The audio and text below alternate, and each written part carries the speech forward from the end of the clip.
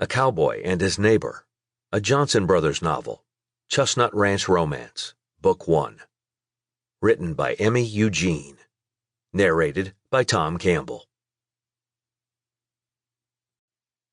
Chapter 1. Seth Johnson bent to collect the dog food bowls in the shelters he'd built with his own hands.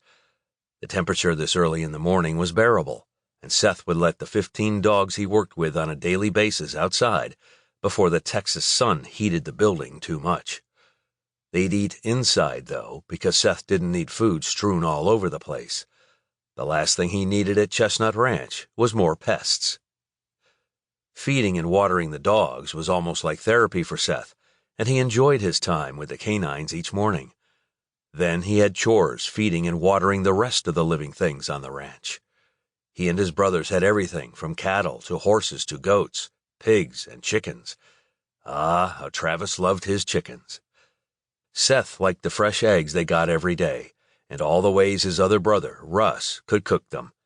So he didn't complain about the stench that sometimes wafted across the whole ranch. Much.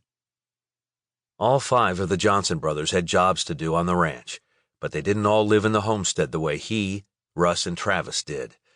In fact, when his 2 youngest brothers had moved back to Chestnut Springs, they'd bought a house in town, closer to their parents. Seth didn't even realize he'd sighed until he heard the sound. But sometimes being the oldest and making sure his aging parents were taken care of weighed on his mind. He scrubbed all 30 bowls and set to work drying them and filling them with food and then water. Everything went back on the flatbed cart he used to get around the canine enclosure, and he started back along the oval to get everyone fed. His 2 personal dogs accompanied him everywhere he went, never trying to eat or drink from a bowl that wasn't theirs. He'd feed them in the house. He simply used Thunder and Winter to show the rescue dogs that they could live a happy and fulfilling life. Thunder was the pack leader, but he was the calmest dog Seth had ever met. In one run, a dog growled at Thunder, who simply stood there, his tongue hanging out of his mouth as he panted. In another, the dog cowered in the corner, afraid to even come near the front of the pen where Seth had just placed his food. Every animal was different, but Seth felt a connection to all of them.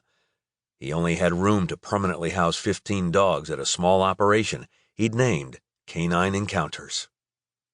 He'd take individual dogs for the day, too, just to socialize them with his animals.